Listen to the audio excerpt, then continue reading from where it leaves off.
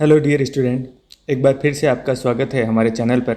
आज की वीडियो के अंदर हम विज्ञान के मॉडल पेपर के बारे में चर्चा करेंगे और क्या तरीका रहता है प्रश्नों के उत्तर लिखने का, वो इस वीडियो के अंदर देखेंगे।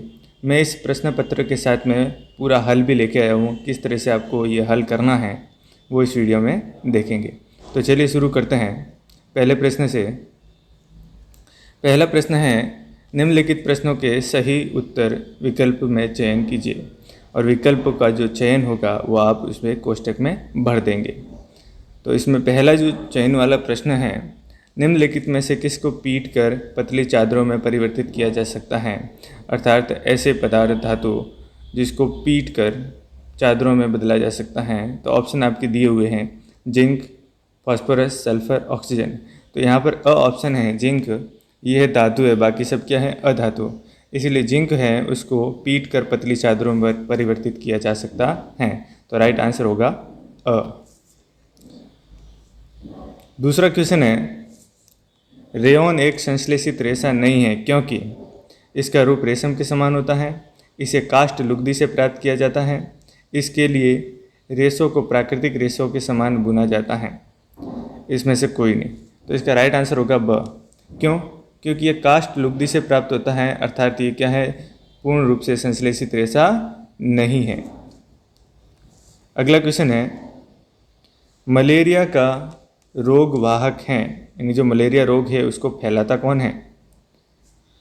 तो ऑप्शन ए है मादा एनाफिलीज, बी है कॉकरोच, सी है घरेलू मक्खी और डी है तितली। तो यहाँ पर ऑप्शन ए राइट हो जाएगा, मादा एनाफिलीज मच्छर। तो ये मच्छर होता है, मच्छर के काटने से उसके लार्वा जो लार होती है, लार ग्रंथि से इसका जो जीवाणु है, प्लाज्मोडियम जीवाणु है, शरीर के अंदर फैल जाता है, जिससे कि मलेरिया रोग होता है। अगला क्वेश्चन कहता है, चीनी को अल्कोहल में परिवर्तित करने के प्रक्रम का नाम बताइए। तो जो चीनी को अल्कोहल में परिवर्तन करने का जो प्रक्रम होता है उसे बोलते हैं किण्वन। तो ऑप्शन स है इसका राइट आंसर हो जाएगा। पांचवा क्वेश्चन है, निम्नलिखित में से किसे घर्षण द्वारा आसानी से आवेशित नहीं किया जा सकता? तो ऑप्शन दिए हैं, ऑप्शन को देखकर आप बताएंगे, प्लास्टिक का पैमाना, तांबे की छड़, फूला हुआ गुब्बारा, ऊनी वस्त्र। तो ऑप्शन बी है वो इसका आपका राइट आंसर होगा ब, क्योंकि तांबे की छड़ है वो क्या विद्युत की सुचालक होती है, जिसके कारण उसमें आवेश है वो चले जाते हैं, आर पार हो जाते हैं, इसके कारण ये आवेशित नहीं हो पाती। अगला क्वेश्चन है, ध्वनि संचारित हो सकती हैं केवल वायु व गैसों में, केवल ठोसों में, केवल द्रवों में, ठोस, द्रव और गैसों में। तो राइट आंसर क्या होगा द, ठोस, द्रव और गैसों में जो ध्वनि है संचरित होती है। तो किस में नहीं होती? निर्वात है, निर्वात के अंदर ध्वनि संचरित नहीं हो सकती। ऐसा भी आपके क्वेश्चन आ सकता है कि किस माध्यम में ध्वनि संचरित नहीं हो सकती, तो निर्वात सही रहेगा। सातवां प्रश्न है, निम्नलिखित में से रबी की फसल कौन सी है? रबी यानी कि सर्दी के अंदर बोई जाने वाली फसल। तो यहाँ पर आप देख रहे हैं स ऑप्शन है गेहूँ, ये क्या है, रबी की फसल है। आठवां प्रश्न है, नेफ्थेलिन की गोलियां बनाई जा सकती हैं कोल तार से, एल्यूमिनियम से, कोक से, कोयला गैस से। तो राइट आंसर क्या होगा अ, कोल तार। कोल तार से नेफ्थेलिन की गोलियां बनाई जाती हैं जो कि कपड़ों के अंदर डाली जाती हैं। अगला क्वेश्चन है, निम्नलिखित में से कौन सी गैस पौधा घर गैस नहीं है? नहीं क्या बोला है, तो आप ध्यान से इसको देखेंगे और उसका आंसर देंगे। अ है कार्बन डाइऑक्साइड, ब है सल्फर डाइऑक्साइड, स है मैथेन और द है नाइट्रोजन। तो यहाँ पर अ, ब, स ये तीनों गैसें हैं पौध घर गैस हैं। कि पौध घर गैस कौन सी होती है? जो कि हमारे वातावरण को उष्णता प्रदान करती हैं, वातावरण के ऊपर एक परत का निर्माण करती हैं, जो कि सूर्य की आने वाली जो किरणें होती हैं उसको आने तो देती है, लेकिन तरलता से टकराने के बाद वापस वायुमंडल में जाने नहीं देती, जो कि एक परत का निर्माण करती है, वो पौधघर गैस कहलाती है। तो यहाँ पर पौधघर गैस नहीं है, तो वो क्या होगा, नाइट्रोजन होगा। तो राइट आंसर होगा आपका द, नाइट्रोजन। 10वां है, अग्निरोधक प्लास्टिक का उदाहरण है। तो अग्निरोधक जो प्लास्टिक है उसका उदाहरण क्या होगा, मेलेमाइन। तो मेलेमाइन एक प्रकार का ऐसा प्लास्टिक है जिसके कपड़े बनाए जाते हैं और अग्निरोधक के रूप में इसका उपयोग किया जाता है। फायर ब्रिगेडियर जो लोग होते हैं वो पहन कर जाते हैं। अगले क्वेश्चन होते हैं 11वां क्वेश्चन, किसी भूकंप की शक्ति के परिमाप को व्यक्त किया जाता है, किसे व्यक्त किया जाता है? तो रिएक्टर पैमाने से भूकंप की शक्ति का परिमाप किया जाता है। 12वां क्वेश्चन है अक्षय प्राकृतिक संसाधन के उदाहरण। अक्षय यानी जो क्षय नहीं होता है, ऐसे संसाधन जिसका उपयोग करने पर भी वो खत्म नहीं होते, वो क्या हो जाते हैं? अक्षय होते हैं। तो यहाँ पर अ है वन, ब है कोयला, स है पेट्रोल। ये तो जो तीनों दिए हुए हैं वो क्षय हैं, यानी इसका उपयोग करने पर ये घट जाते, खत्म हो जाएंगे।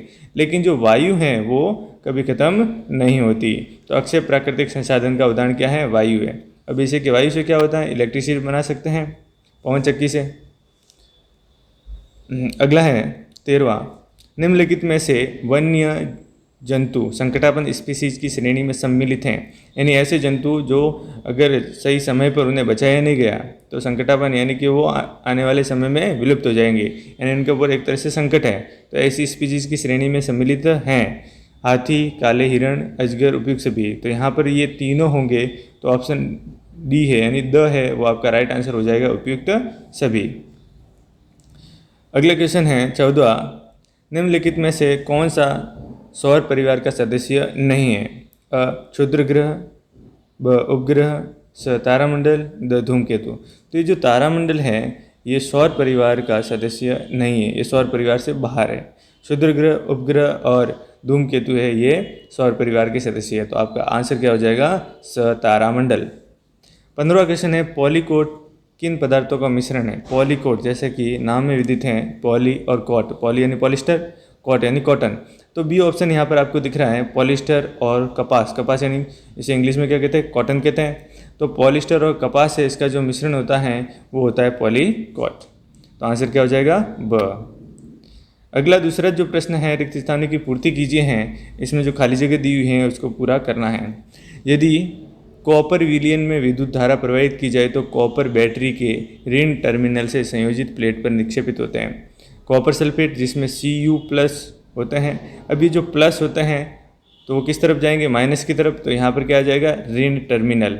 टर्मिनल दो होते हैं, एक तो प्लस यानी धन टर्मिनल और एक होता है माइनस यानी ऋण टर्मिनल। तो जो प्लस वाला है वो माइनस की तरफ जाएगा और माइनस वाला है प्लस की तरफ जाएगा। तो यहाँ पर जो कॉपर सल्फेट है वो दो टुकड़ों में टूटेगा, Cu+ और SO4- में। तो ये जो Cu+ है, यहाँ क्या कहा है? कॉपर। तो जो Cu+ है माइनस की तरफ जाएगा, इसलिए हम यहाँ क्या लिखेंगे? जो Cu+ है यानी कॉपर है वो ऋण टर्मिनल की तरफ जाएगा। दूसरा है किसी वस्तु द्वारा एक दोलन में लिए गए समय को आवर्तकाल कहते हैं। कोई वस्तु है दोलन कर रही है तो एक दोलन में जितना समय लगता है उसको क्या कहते हैं? आवर्तकाल कहते हैं। बहुत ईजी। स्नेहक को लगाकर घर्षण को कम किया जा सकता है। स्नेहक क्या होता है? जैसे कि साइकिल है, मोटरसाइकिल है, या फिर वाहनों के अंदर जो ग्रीस देते हैं वो एक तरह से क्या है? स्नेहक है।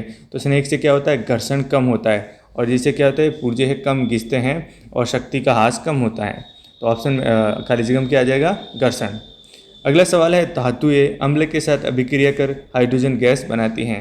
धातुएं हैं वो अम्ल के साथ अभिक्रिया करेगी और हाइड्रोजन गैस देगी। तो खाली जगह में हाइड्रोजन गैस आ जाएगा। 5वां है नीले हरे शैवाल वायु से नाइट्रोजन का स्थिरीकरण करते हैं। किसे? नीले हरे शैवाल वायु से क्या करते हैं? नाइट्रोजन का स्थिरीकरण करते हैं। तो खाली जगह में नाइट्रोजन आ जाएगा, जिससे मिट्टी की उर्वरता शक्ति में वृद्धि होती है। अगला छठा है वाहनों के लिए सबसे कम प्रदूषण ईंधन कौन सा होगा? CNG होगा। और 7वां होगा अवांछित ध्वनि को क्या कहते हैं? शोर कहते हैं। तो खाली जगह में शोर आ जाएगा, नॉइस आ जाएगा, नॉइस पॉल्यूशन। और लास्ट वाला 8वां है पेट्रोलियम के विभिन्न संगठनों को पृथक करने का प्रक्रम क्या कहलाता है? प्रभाज्य आसवन कहलाता है। प्रभाज्य आसवन कहाँ उपयोग में लेते हैं? जहाँ पर दो या दो से अधिक मिश्रण होते हैं उसके अंदर अगर उनके तापांतर बहुत कम होते हैं, 25 डिग्री से कम होते हैं, तो उनको अलग करने के लिए प्रभाज्य आसवन का उपयोग किया जाता है। तीसरा क्वेश्चन है हमारे पास में रॉन्ग और राइट का। राइट के लिए आपको T लगाना है और रॉन्ग के लिए आपको F लगाना है। ट्रू फॉल्स का जो प्रश्न है वो किस तरह से हल करेंगे? तो आप जो पहला प्रश्न इसमें देख रहे हैं, सौर परिवार का सबसे छोटा ग्रह बुध है, तो ये सही बोल रहा है, तो सही के लिए आप क्या करेंगे? T लगा देंगे। दूसरा है वायुमंडल में सबसे अधिक मात्रा में पाई जाने वाली गैस ऑक्सीजन है, तो ये गलत है, ऑक्सीजन नहीं है, क्या है? नाइट्रोजन है। वायुमंडल में सबसे अधिक मात्रा में पाई जाने वाली गैस है नाइट्रोजन, तो ये क्या कह रहा है? गलत कह रहा है, तो यहाँ पर आगे फॉल्स। तीसरा है आशुद्ध जल विद्युत का हीन चालक होता है। हीन चालक यानी जिसके अंदर से विद्युत धारा बहती नहीं है, तो आशुद्ध जल होता है, इसमें से विद्युत धारा नहीं बहती है, सही कह रहा है, सही है, तो इसलिए हम क्या लगाएंगे? T, true. अगले क्वेश्चन की तरफ बढ़ते हैं। चौथा है विटामिन सी की कमी से स्कर्वी नामक रोग होता है। बिल्कुल सही है, विटामिन सी की कमी से स्कर्वी नामक रोग होता है, तो टी लगा देंगे, ट्री हो जाएगा। पांचवा है फलीदार पौधों की फसलों से भूमि में नाइट्रोजन की मात्रा बढ़ती है, क्योंकि फलीदार जो फसलें होती हैं उसकी जड़ों में क्या होता है, गांठें होती है, और गांठों में क्या होता है, राइजोबियम जीवाणु होता है, वो क्या करता है, नाइट्रोजन का स्थिरीकरण करता है। तो जब हम पौधों की फसलों को, जो पौधे की जो फसल है उनको ऊपर से तो काट लेंगे, लेकिन ज़मीन के अंदर उनकी जड़ें रहेगी, और जड़ें रहेगी तो नाइट्रोजन वहाँ रहेगा, जिससे क्या होगा, भूमि के अंदर नाइट्रोजन की मात्रा बढ़ेगी, यानी कि सही बात है, इसलिए हम यहाँ क्या लगाएंगे, टी लगा देंगे।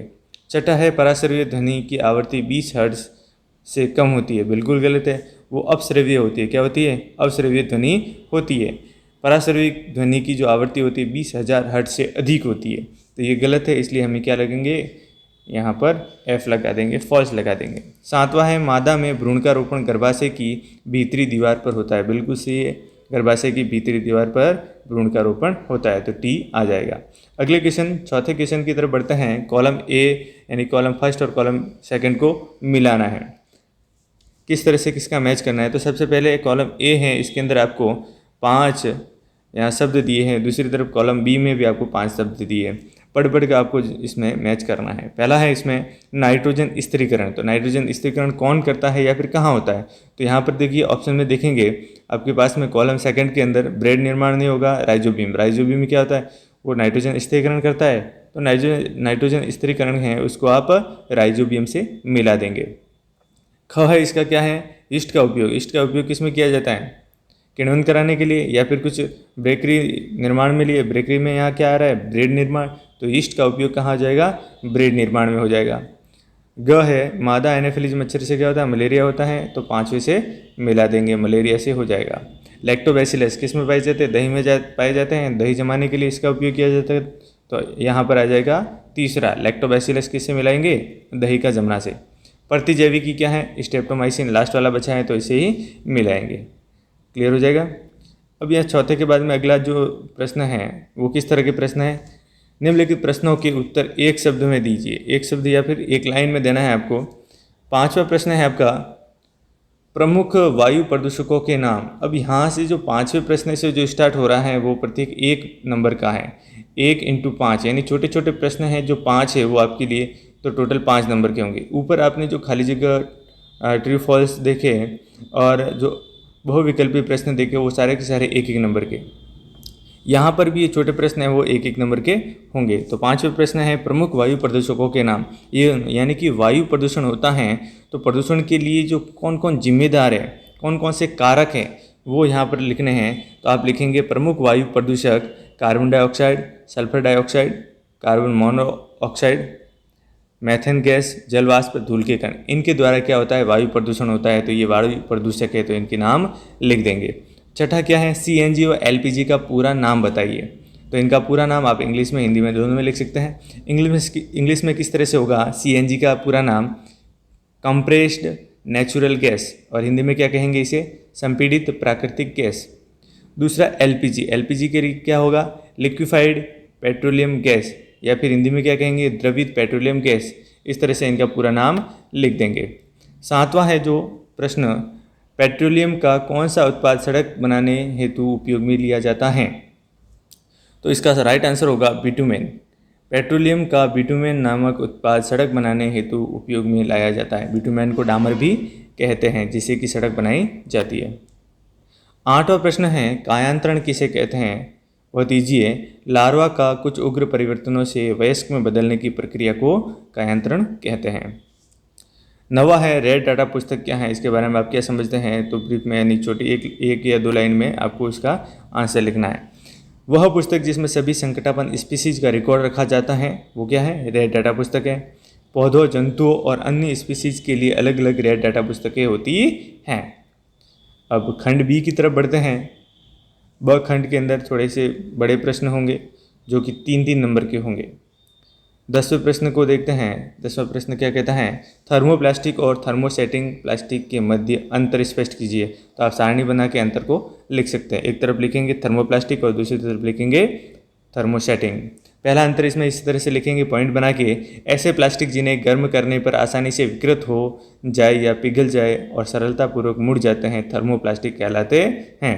दूसरी तरफ हम लिखेंगे ऐसे प्लास्टिक जिन्हें गर्म करने पर आसानी से विकृत नहीं किया जा सकता थर्मोसेटिंग प्लास्टिक कहलाते हैं। दूसरा इसका लिखेंगे इन्हें पिघलाकर पुनः सांचों में डालकर दूसरा रूप दिया जा सकता है, जबकि थर्मोसेटिंग जो प्लास्टिक होते हैं इन्हें एक बार सांचों में डलने के बाद नरम नहीं किया जा सकता है। और लास्ट में उदाहरण लिख देंगे, थर्मोप्लास्टिक में पीवीसी आएगा और थर्मोसेटिंग के अंदर बेकेलाइट आ जाएगा। 11वां प्रश्न है, प्रतिजैविकी लेते समय कौन कौन सी सावधानियां रखनी चाहिए? तो सावधानियां पॉइंट में लिखेंगे आप। उत्तर, प्रतिजैविकी को चिकित्सक की परामर्श से लेना चाहिए। दूसरा, वैधतापूर्ण हुई प्रतिजैविक नहीं लेनी चाहिए, एंटीबायोटिक नहीं लेनी चाहिए। तीसरा, आवश्यक नहीं होने पर प्रतिजैविकी नहीं लेनी चाहिए। यदि ऐसा करेंगे तो जब आप बीमार होंगे तब प्रतिजैविक काम नहीं करेंगी। और अंतिम होगा, प्रतिजैविकी जीवाणु जनित रोगों के लिए ली जाती हैं, विषाणु जनित रोगों के लिए नहीं। इसलिए अगर कोई विषाणु जनित रोग होता है तो इसके लिए आपको एंटीबायोटिक नहीं लेनी है।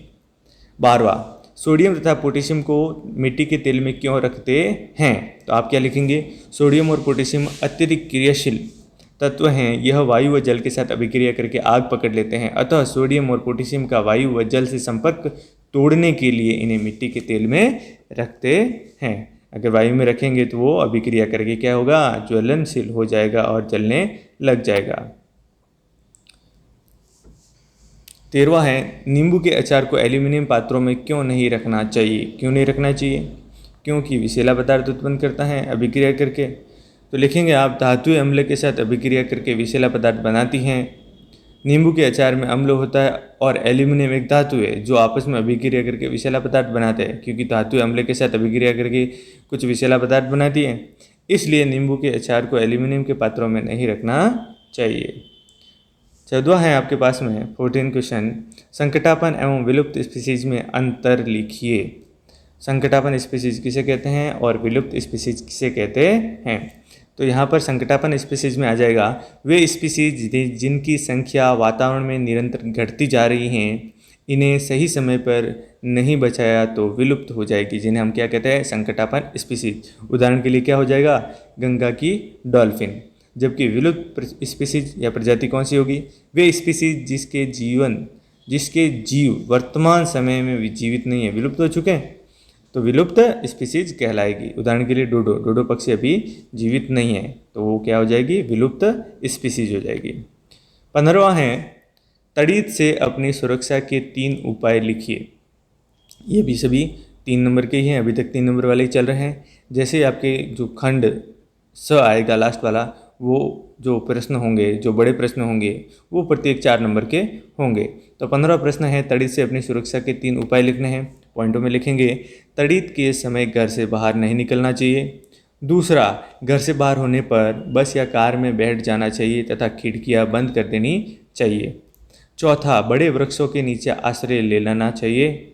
और तीसरा हो गया चौथा भी आप लिख सकते हैं, विद्युत खंभों और धातुओं के खंभों से दूर रहना चाहिए। क्यों?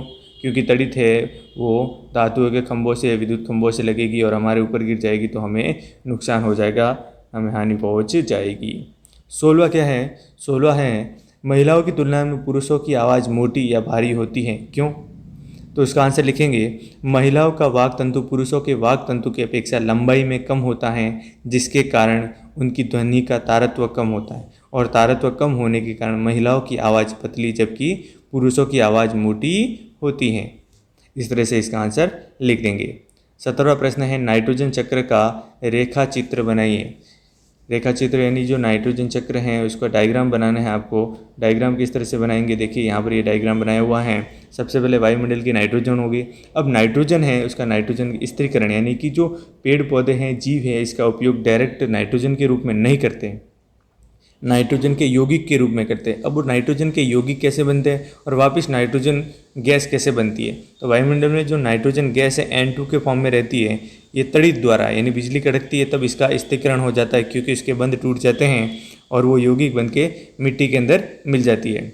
दूसरा तरीका क्या होता है, वायुमंडल से जो नाइट्रोजन है वो जीवाणुओं द्वारा यानी नीले जो हरे शैवाल हैं उनके द्वारा नाइट्रोजन को स्थिरीकरण किया जाता है और उसका स्थिरीकरण आगे जाकर वो जीवाणु हैं और भी उसे यौगिक में बदलते हैं और वो यौगिक होते हैं, नाइट्रेट होते हैं, जिसका उपयोग पेड़ पौधे कर पाते हैं, मिट्टी के अंदर मिला देते हैं। अब ये मिट्टी के अंदर मिला दिए, इसका उपयोग कर लिया, इसका उपयोग करेंगे कौन करेंगे? पौधों द्वारा इसका अवशोषण होगा, उपयोग होगा तो पौधों में जाएंगे, पौधे हैं पेड़ पौधे, जंतु खाएंगे तो जंतुओं में जाएंगे। अब जंतुओं के खाने के बाद जंतु पदार्थों का उत्सर्जन भी करेंगे और जो जीव जंतु मरेंगे भी तो कहाँ जाएंगे? ज़मीन में जाएंगे, और ज़मीन में जाएंगे तो इसका अपघटन होगा और वापस वो यौगिक है ज़मीन के अंदर आ जाएंगे।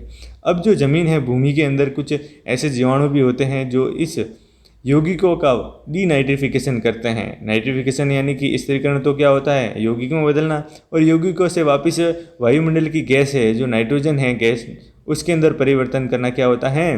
डीनाइट्रिफिकेशन होता है, यानी वी नाइट्रिफिकेशन।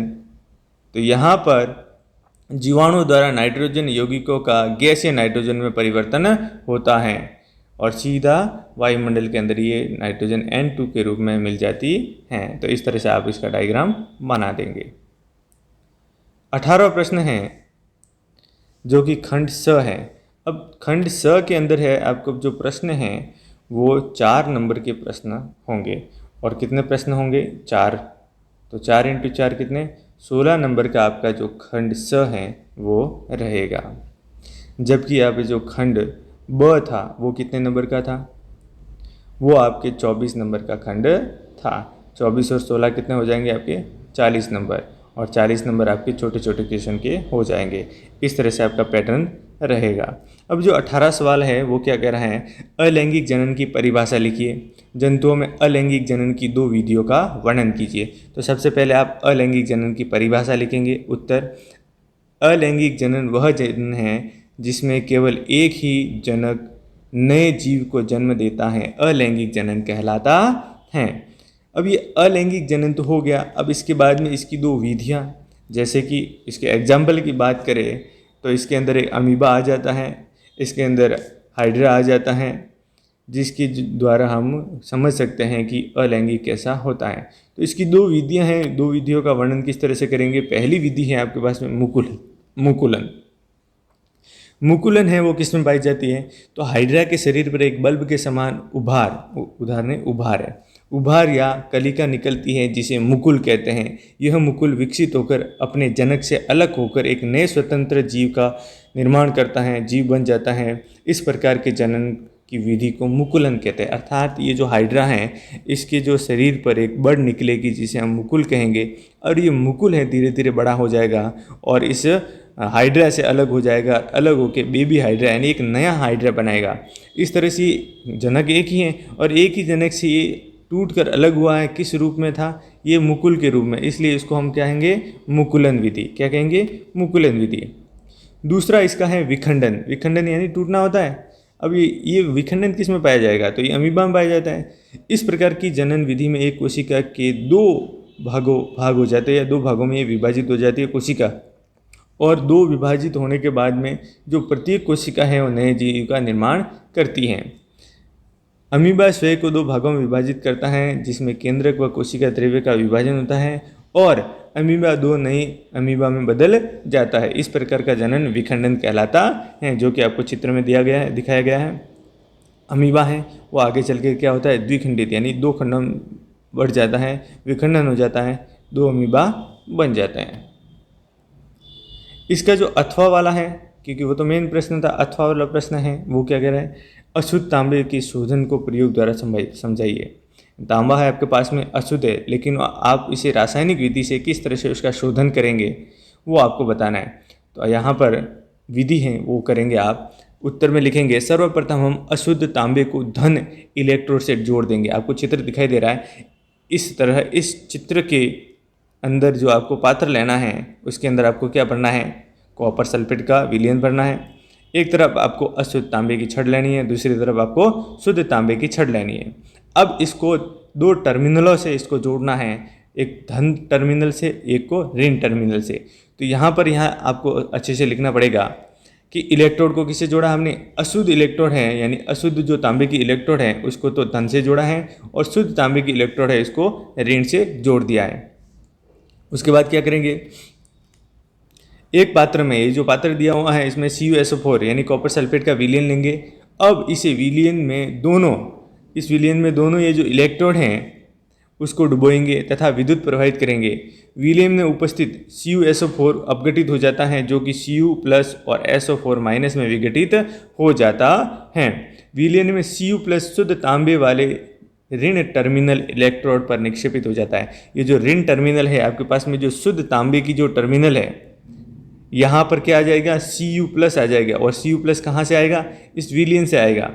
विलयन से आएगा तो विलयन में Cu+ कम हो जाएगा। अब Cu+ कम हो जाएगा तो यहाँ की पूर्ति करने के लिए जो यहाँ धन टर्मिनल पे जो अशुद्ध तांबा है उसके अंदर से Cu+ है वो निकल जाएगा, और अशुद्ध तांबे से Cu+ यानी कि कॉपर निकल जाएगा, यानी तांबा निकल जाएगा और ऋण टर्मिनल पर आ जाएगा और कुछ विलयन के अंदर चला जाएगा। इस तरह से जो अशुद्ध तांबा है उससे हम शुद्ध तांबा प्राप्त कर सकते हैं। तो आगे हम क्या लिखेंगे, विलयन में Cu+ की पूर्ति, यानी यहाँ पर विलयन में Cu+ शुद्ध तांबे वाले ऋण टर्मिनल इलेक्ट्रोड पर निक्षेपित होते हैं, और विलयन में Cu+ की पूर्ति के लिए अशुद्ध तांबे यानी धन टर्मिनल से Cu+ आयनित होकर विलयन में मिल जाता है। इस तरह से अशुद्ध तांबे से Cu+ शुद्ध तांबे पर आ जाते हैं और हम अशुद्ध तांबे का शोधन कर लेते हैं। इस तरह से इसका आंसर लिख देंगे। 19वां सवाल है, हमारे जीवन में उपयोगी सूक्ष्म जीवों के बारे में 10 पंक्तियाँ लिखिए। तो 10 पंक्तियाँ दी गई हैं। पहली पंक्ति, पहला लाइन है, सूक्ष्म जीवों का उपयोग दही, ब्रेड और केक बनाने में किया जाता है। दूसरा, जीवाणुओं का उपयोग औषधि बनाने में किया जाता है। तीसरा, सूक्ष्म जीव मृदा की उर्वरता शक्ति बढ़ाते हैं। चौथा, सूक्ष्म जीवों का उपयोग टीका यानी वैक्सीन बनाने में किया जाता है। पांचवा, सूक्ष्म जीव किण्वन व फर्मेंटेशन में उपयोगी हैं, जिससे कि अल्कोहल बनाई जाती है। छठा है, अल्कोहल, शराब और एसिटिक अम्ल बनाने में सहायक हैं। सातवां है, सूक्ष्म जीव वातावरण में अपघटन का कार्य करके वातावरण को शुद्ध या स्वस्थ रखते हैं, तो स्वच्छ रखते हैं। आठवां है, सूक्ष्म जीवों का उपयोग हानिकारक कीटों को मारने के लिए किया जाता है। तो ये क्या है, इनके लाभदायक उपयोग है। नौवां और 10वां क्या होगा, नौवां है, सूक्ष्म जीव नाइट्रोजन चक्र को संतुलित रखते हैं।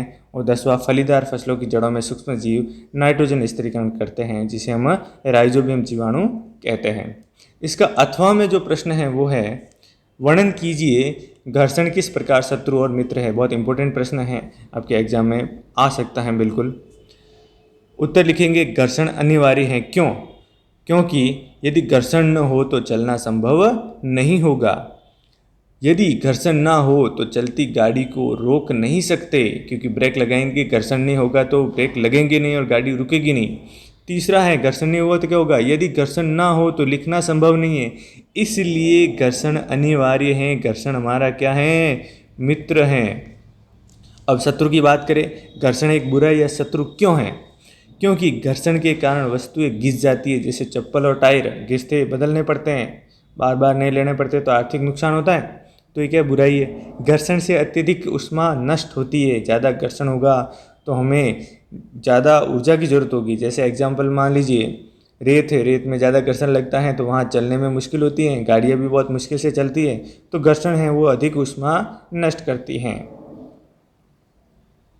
20वां सवाल है, दिए गए चित्र को नामांकित कीजिए तथा बताइए कि इसमें चुंबकीय सुई विक्षेपित नहीं हो तो आप क्या करेंगे। यहाँ चित्र दिया हुआ है एक संपरिक क्षेत्र का, जिसके अंदर आपको एक मैग्नेटिक सुई दी हुई है, चुंबकीय सुई दी हुई है, और इसको एक विद्युत परिपथ में जोड़ा है, और आपको एक बीकर दिया और इसके अंदर विलयन भरा है। अब विलयन अगर सुचालक होगा तो ये जो चुंबकीय सुई है वो विक्षेपित होगी, और अगर ये जो विलयन है सुचालक नहीं है, यानी इसमें से विद्युत धारा प्रवाहित नहीं होगी, तो ये विक्षेपित नहीं होगी। तो यहाँ पर लिखा है कि अगर ये विक्षेपित नहीं होगी तो आप क्या करेंगे, तो हम इसे क्या कहेंगे, विलयन को क्या करेंगे, सुचालक बना देंगे। तो दिए गए परिक्षेत्र में अगर विद्युत धारा प्रवाहित नहीं हो रही है तो विलयन उदासीन हो सकता है। क्या हो सकता है, उदासीन हो सकता है। अब उदासीन को क्या बनेंगे, सुचालक बनाएंगे, इसलिए हम विलयन में नमक डालकर इसे विद्युत का चालन बना देंगे, और चालक बनते क्या हो जाएगा, विद्युत धारा प्रवाहित हो जाएगी और जो चुंबकीय सुई है वो विक्षेपित हो जाएगी। जब विलयन अम्लीय, क्षारीय या लवणीय होता है तो उसमें विद्युत धारा प्रवाहित होती है, इसलिए उदासीन की जगह हम या तो इसे क्षारीय करेंगे या फिर लवणीय करेंगे या फिर अम्लीय कर देंगे, जिसके बाद इसमें विद्युत धारा प्रवाहित हो जाएगी। ये हम करेंगे। अथवा में इस प्रकार क्या सवाल है, खरपतवार क्या हैं, हम इनका नियंत्रण कैसे कर सकते हैं। तो पहले खरपतवार की परिभाषा लिखेंगे और इसके बाद में इसके नियंत्रण लिखेंगे। तो खरपतवार खेत में फसल के साथ उगने वाले अवांछित पौधों को खरपतवार कहते हैं, ये तो परिभाषा हो जाएगी। उसके बाद में खरपतवार को नियंत्रण कैसे किया जाता है, इसके उपाय क्या हैं। तो नियंत्रित करने के उपाय, पहला है बुआई से पहले खेत की मिट्टी को अच्छी तरह से उलट पुलट कर देंगे, जिससे कि इसके अंदर जो खरपतवार है वो नष्ट हो जाएंगे, उसके बीज है वो नष्ट हो जाएंगे। दूसरा, बुआई से पूर्व बीजों को अच्छी तरह से साफ करेंगे, क्योंकि बीजों के अंदर भी कभी कभार क्या होता है, खरपतवार के बीज रह जाते हैं। तीसरा है खरपतवार नाशी जैसे कि 2,4-D का छिड़काव करेंगे, जिससे खरपतवार ये नष्ट हो जाएंगे। चौथा है खरपतवार को हाथ से या कुदाली से निकाल कर जला देंगे। फसल उगने के बाद अगर खरपतवार उग जाता है तो उसे हाथ से या फिर कुदाली से निकाल कर जला देंगे। अगला है खरपतवार को निराई गुड़ाई के दौरान हटा देंगे, निराई गुड़ाई करके भी खरपतवार को हटा देंगे। और लास्ट में इसमें आगे और लिखेंगे, बुआई की फसल चक्र विधि अपनाएंगे। फसल चक्र विधि यानी कि अलग अलग समय में अलग अलग हम रोटेशन के द्वारा फसलों को बोते रहेंगे, जिससे क्या कि एक ही तरह के खरपतवार है वो उगेंगे नहीं। इस तरह से इसका आंसर लिख देंगे। अगले प्रश्न की तरफ बढ़ते हैं। 21वां प्रश्न है, एक दोलक 4 सेकंड में 40 बार दोलन करता है, तो इसका आवर्तकाल और आवर्ती ज्ञात कीजिए। उत्तर में लिखेंगे, सबसे पहले दोलनों की संख्या कितनी है, 40 दोलन हो गया, और दोलनों में लगा समय 4 सेकंड। ये आपको प्रश्न के अंदर दिया है, दिया हुआ आपने सबसे पहले लिख दिया। उसके बाद क्या करेंगे, आवर्तकाल ज्ञात करना है। तो आवर्तकाल का फॉर्मूला लगाएंगे, दोलनों में लगा समय बटा दोलनों की संख्या। दोलनों में समय कितना लगा है, 4 सेकंड, और संख्या कितनी है, 40, तो 4/40 आ जाएगा। अब 4 में 40 का भाग देंगे तो क्या आ जाएगा, 4 का भाग देंगे 1 बार और 4 का भाग देंगे 10 बार, यानी 1 बटा क्या आ जाएगा, 10। अब 1/10, 1 में 10 का भाग देंगे तो क्या आएगा, 0.1। अब 0.1 आ रहा है तो इसका आंसर क्या हो जाएगा, आवर्तकाल क्या हो जाएगा, 0.1 सेकेंड प्रति दोलन, यानी एक दोलन में जो समय लगा है वो 0.1 सेकेंड लगा है। अब आवर्ती ज्ञात करते हैं। तो आवर्ती ज्ञात कैसे करेंगे, आवर्ती का सूत्र होता है दोलनों की संख्या बटा दोलनों में लगा समय। तो दोलनों की संख्या कितनी, 40, दोलनों में लगा समय कितना, 4, तो 4 का भाग 40 में कितनी बार जाएगा, 10, तो 10 दोलन कितने आएंगे, आंसर आ जाएगा 10 दोलन प्रति सेकंड, यानी 10 दोलन है वो करेंगे कितने सेकंड में, 1 सेकंड के अंदर 10 दोलन हो जाएंगे। इसका जो अथवा में सवाल है वो कैसे दिया हुआ है, अथवा में सवाल दिया हुआ है, प्रयोग द्वारा स्पष्ट कीजिए कि समान आवेशों के मध्य प्रतिकर्षण तथा विपरीत आवेशों के मध्य आकर्षण होता है। तो समान आवेश किस तरह से प्रतिकर्षित होते हैं और विपरीत आवेश है वो कैसे आकर्षित होते हैं, उसको हम प्रयोग द्वारा समझेंगे। तो पहला प्रयोग करेंगे, सर्वप्रथम हम दो फूले हुए गुब्बारे लेंगे, इन्हें इस प्रकार लटकाएंगे कि एक दूसरे को स्पर्श ना करे। अब इन्हें ऊनी के कपड़े से रगड़ कर छोड़ देंगे। ऊनी कपड़े से रगड़ने के बाद गुब्बारे आवेशित हो जाते हैं और गुब्बारे एक दूसरे को प्रतिकर्षित करते हैं। ये 2 गुब्बारे लिए हमने, चित्र बना देंगे। अब इसके बीच में थोड़ी सी जगह रखी और फिर इन दोनों को हमने ऊनी के कपड़े से रगड़ा, तो दोनों चार्ज हो गए, यानी कि आवेशित हो गए। फिर आवेशित होते क्या होते हैं, दूर दूर जाते हैं। दूर दूर क्यों जाते हैं, क्योंकि दोनों गुब्बारे, दोनों पर एक ही तरह का आवेश है, और एक ही तरह का आवेश होने के कारण यानी कि समान आवेश एक दूसरे को प्रतिकर्षित कर रहे हैं। प्रयोग से स्पष्ट हो रहा है। अगला प्रयोग, इसमें क्या करेंगे, बेकार पड़ी पेन की एक रिफिल को पॉलीथीन से रगड़कर कांच के गिलास में रख देंगे। अब दूसरी रिफिल को पॉलीथीन से रगड़कर पहली वाली रिफिल के पास रखेंगे और ध्यान रखेंगे आवेशित सिरे को स्पर्श नहीं करेंगे। स्पर्श करने पर क्या होगा, उसका आवेश है हमारे शरीर में आ जाएगा, निरावेशित हो जाएगी। हम देखते हैं कि पहली रिफिल दूसरी रिफिल को प्रतिकर्षित करती है। यहाँ पर रिफिल डाली है, पहली जो आवेशित रिफिल है उसके पास में दूसरी आवेशित रिफिल रखते हैं जो कि प्लास्टिक की यानी पॉलीथीन से रगड़ी हुई है, तो एक दूसरे को क्या करते हैं, प्रतिकर्षित करते हैं। अब ये जो दोनों प्रयोग किए हैं उन दोनों को मिलाएंगे। कैसे मिलाएंगे, तीसरे स्टेप में हम क्या करेंगे कि ये जो दोनों हैं यानी कि एक गुब्बारा है और एक आपके पास में रिफिल है, इन दोनों को पास में लाएंगे, क्योंकि गुब्बारे पर अलग आवेश था और इस रिफिल पर अलग आवेश है। अलग कैसे आवेश है, क्योंकि एक को तो हमने किसे ऊनी के वस्त्र से रगड़ा है और एक को प्लास्टिक के उस पेपर से रगड़ा है, पॉलीथीन से रगड़ा है। तो इस तरह से दोनों में अलग अलग आवेश होंगे, अलग अलग आवेश होंगे। इन दोनों को नज़दीक लाएंगे तो क्या देखेंगे, अब पहले प्रयोग किए गए गुब्बारे व दूसरे प्रयोग में ली गई रिफिल को पास पास लाएंगे। हम देखते हैं कि रिफिल व गुब्बारा एक दूसरे को आकर्षित करते हैं। क्यों करते हैं, क्योंकि ये अलग अलग आवेश है, और अलग अलग आवेश क्या करते हैं, एक दूसरे को आकर्षित करते हैं।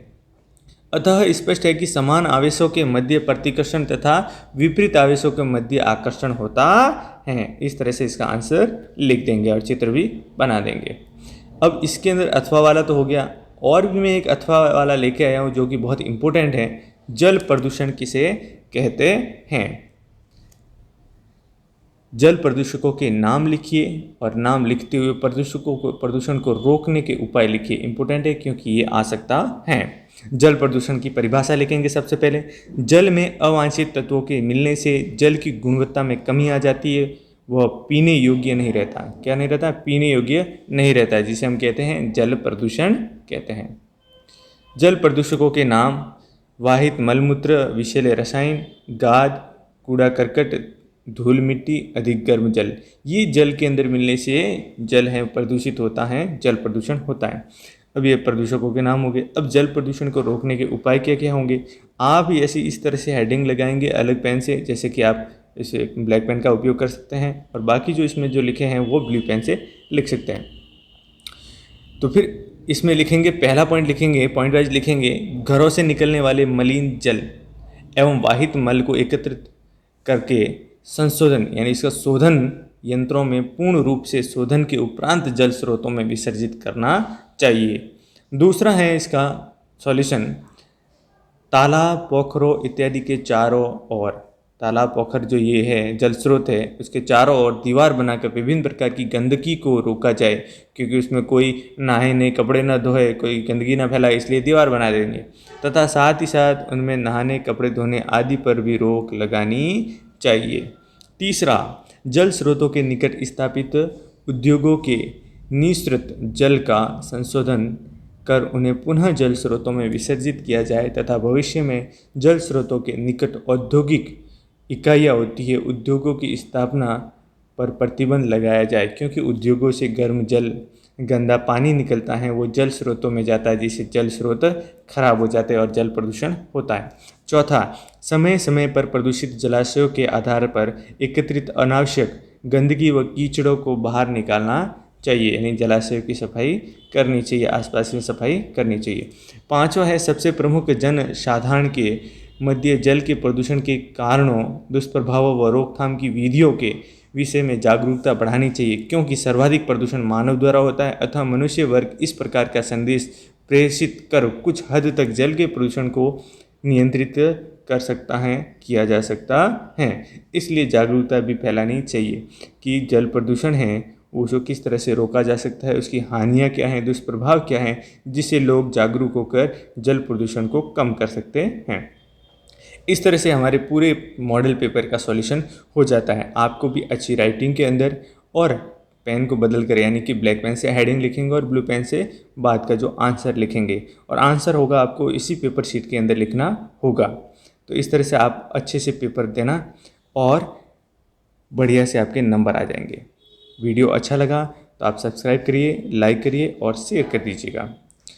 बेस्ट ऑफ लक आपके विज्ञान के पेपर के लिए। देखने के लिए आपको बहुत बहुत धन्यवाद। Thank you for watching.